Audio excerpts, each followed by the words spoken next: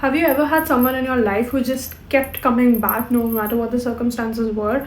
They would always disappear and be back again. And every time they'd be back, you'd feel this sense of power, control, and this delusional level of happiness in your life. We've all been there. Today, we're going to be talking about the cycle and all of that it contains. So let's get into it. We're going to be talking about why does it happen, what exactly happens on a fundamental level, and by the end of this video I'll convince you to drop that person. If I don't, first of all, why does it feel so addictive? So our brain has this thing called the intermittent reward system, which is basically activated every time this kind of person leaves and comes back into our life. This is the same thing that's used in slot machines, in a lot of our addictive apps. When it comes to these people, so you don't know when they're gonna come back. It almost feels like this longing, this feeling of he loves me not. When they do come back, you feel delirious, you feel joyous, you feel victorious, you feel, I need to stop with the ES words, but anyways, you know what I mean, right? It feels like you've won at life and you knew it was gonna happen and it finally does. And you almost feel like this person's submitting to you. But guess what? They leave again and the craving begins, and it's like this whole cycle that keeps going on. Every time this person comes back into your life, you feel like your life has more control, it has more structure, you feel like things are going to be different this time, but they never really are. Your brain craves them. That's the way we've developed our mind state to be in. It can also give you a sense of achievement that, yeah, out of all the people this person could have chosen, they chose me. He had so many options. There was so many girls flirting with him, so many girls after him, but he came after me. Like, after all of this, he chose to play me. Like, he could have anyone and he chose to waste my time of all people. That must mean I'm special. So that sense of achievement, that feeling of being chosen, is what it is all about. Is it healthy? Well, we're gonna be talking about the vicious cycle that is here. First, they leave, right? You feel the sense of loss. You feel the sense of loss, you feel the sense of, oh, you've lost something, you've lost an essential part of yourself. You are slowly even craving for them to come back. You might be talking to your friends, you might be talking to different people, but the wound is still fresh. You're like, oh, I hate him, I never want him back again, he should be gone. But you don't accept the fact that you want them to come back. Deep down, you're hoping for it. The wound is still too fresh, so you're waiting for it to settle, but you are craving for them to come back. They come back, you feel victorious, you feel like you've won the jackpot, everything's right again, and you're just in this la la land. The honeymoon phase begins because, again, when you're away for some time and you come back together, it's like, oh, everything is forgotten, I'm just so glad that you're here. And it's like, what's in the past is in the past. You get a fresh slate, you get a new start. Have you ever given your best friend that? Like, so many girl friendships will break over this because you give 100 chances to that one guy whom you know will fuck it up every single time, but you don't give a second chance to your best friend. So the honeymoon period is where, you know, this person's also acting nice, you're also acting nice, you are keeping your dramatics inside of you, they are keeping their troublesome behavior inside of them. Again, this is not to say that you're dramatic, and it's all flowing very nicely. And then there's just one point, this one random day, where what we all hate and do not wish for starts coming back. The patterns, the cycles, the old behaviors. You thought it was going to be different this time, and this person just did one single thing that made you question it all. Did he change at all? Is he gone for good this time? Oh my god, am I the problem? Did I do something wrong? Maybe I should not speak as much to him. Maybe I should be less demanding. Maybe I should just settle for what he's giving me. Maybe I should, you know, like, just accept the breadcrumbs he's giving me and all of that. And oh my god, why would you do that to yourself? Like, literally, why would you do that to yourself? But anyways, that's what happens. You know the cycle is back. You know there's something that's gonna happen. You know it's about to end. This is the point when you start cribbing to your friends again about this guy. You're like, oh, he's such an ass, he did this, he did that, and all that. And then it's just like, inevitably, the step 5 comes in, they leave again, and the cycle follows. Exhausting, isn't it? It's like low-key exhausting. And I know I have been there. The power struggles and the sense of achievement that you do feel when this person is back, the way you feel like, oh, you have this person wrapped around your finger, but do you? Like, seriously, do you? Because Every time he comes, he leaves again. You're focusing on the part where they're coming back. Why don't you focus on the part where they leave in the first place?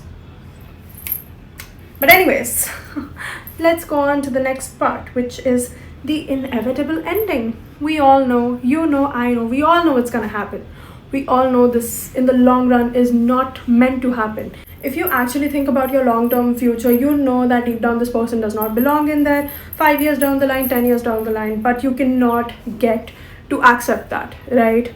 And again, your friends, your family, some other people, your psychiatrist, someone might be telling you that, oh, leave this person, drop this person already, they're not good for you. Well, there might be some people as well who are like, it's okay, that's what happens. And I think, again, you have to rectify the situation on your own. You can't let someone else judge for you either. But again, all your family, your friends mean well, but also you can't get to accept the fact that, yeah, this is something that might actually be happening, which is painful, because you know you're gonna keep letting yourself go through again and again and again. And a lot of people call this the process of go back to him until you like stop caring about him or something. I don't remember exactly what it's called. It was something about going back to him till you stop loving him or something. You know what I'm talking about, right? And I think that's like, that works for some people, but if you're very viciously deep into the cycle, I don't think it happens. And it will not happen if you're just mindlessly going through it. The reason why this happens is because we fail to acknowledge the bad parts of the situation. We fail to acknowledge their failures, the things that they're doing wrong, and we let it slide. We let it all be like, oh, it's okay, he's just a boy. Yeah, that's exactly what he is, just a boy. Why do you hate him? But anyways, so it's kind of like putting yourself in that position where you are not looking at the bad parts at all, and obviously you miss him.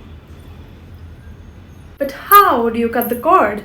The most important and awaited question of all. How you do that is basically be radically honest with yourself. I know it, you know it, we all know it, that this person is not worth it deep down. You subconsciously know it, but you're not consciously thinking about it. I need you to journal the entire timeline of the relationship, because again, this can be something that's so different to each of these people. Some of you are not even in relationships. Like, you don't even have the tag of a relationship and you're stressing so much about a guy. But anyways, so I need you to look at the entire timeline of the situation, everything that happened, no details spared. I mean, obviously not the entire thing, but like, you know, the overall timeline. I need you to go through it. Think about how that makes you feel. When you jot down your feelings and you almost look at it from an outside perspective, is when you really get to know how you feel about a situation. Because when it's happening to you, all of your responses are different when it's something that you see as out of yourself. So that's something I will need you to do. Make a pros and cons list. I do not care. But you cannot do the pros and cons list unless you know you're being 100% honest to yourself. Think about all the things that he's done right and think about all the things that he's done wrong. SWOT analysis, pros and cons list, whatever you want to call it. It helps. It really, really helps. Write down how you feel when they leave versus when they come back. Is it a sense of relief when they come back that I really thought this person was not going to come back this time? Why is there relief in your voice? Like, can't you live without this one person who cannot even give you decency? Do you think they think about you the same way? Even if they do, like, it's not worth it. But like, really, do they? Accept the fact that they're not gonna change. Like, if this cycle has repeated more than 2 times, girl, just block him already. Block him. Accept the fact that this person's not gonna change. Again, I don't want you to take an impulsive action which you can undo. So it's like, oh, I'm just gonna block him, and then 2 days later you unblock him silently and wait for him to notice and text you back. Like, there's so many guys who won't even notice the fact that you've blocked them in the first place, is what's so embarrassing about this and about my dupatta too. The last thing is closure. You don't need closure. Give yourself the closure. I am a tarot reader. Okay, so I get so many readings. Like, the most amount of readings that I get are from people who need closure from their, you know, their relationships, their situationships. A lot of people get readings for that. They're like, oh, it ended, but I don't know why. This person just left out of nowhere and there was nothing wrong about it. The most common thing is they just did. it is not about them, it's about you. Accept the fact that they're not changing. Give yourself the closure rather than waiting for the closure from them. Because do you really want the closure, or do you want a reason to speak to them again? Question yourself. Don't reach out, like, please. Worse than being the person who waits for someone to come back is the person who actually goes back. Think about it from their perspective. All the feelings you feel when they come back, think about them feeling that powerful when you go back to them. It's like, replace the pattern. All the things that you've been doing when they come back, all of that, replace that with new things. Get a new hobby, get a new job, get something, like get a life is basically what I'm saying. I remember when I was after a guy, I literally learned tarot, and now I make almost a living out of that. So that was great. Like, I bet you once you get out of the pattern, you will not even end up hating that person. You will either just be indifferent towards them, or you look back at that situation with a sense of sympathy for them, that, oh, is that what you're going through? Like, you could not commit, you could not do this, you could not put into someone, you did not even like me, but you still played around. Whatever the situation might have been, you will be able to look back at them with such kinder eyes and just being like, oh, you had so much on your plate, like, you're treating other people so horribly. How bad are you really doing yourself? And remember, breaking the pattern is not about being cold, it's about being clear. You don't have to be what does he think of himself? You don't have to do that. You just have to be clear. Like, even if he comes back, you're like, no, not gonna happen this time, buddy. I worked on myself a lot. I do not need this drama in my life anymore, and we here are officially over. And just let that go. You don't have to be like, likes the message. Like, no, we're not doing that, please. It's not about acting superior or anything. It's just about, I am out of this. And finally, you are officially out of the cycle. Yay! And I know it's gonna hurt, it's not gonna be easy, it might feel very empowering in that minute, but a day down, 2 days down, a week down, you're gonna wanna go back. And the worst part about these kind of situations is it's not just a ripping off band-aid moment. It feels very good when you're taking that leap of faith, but because you're so used to the cycle of them going and coming back, that it does not hurt instantly.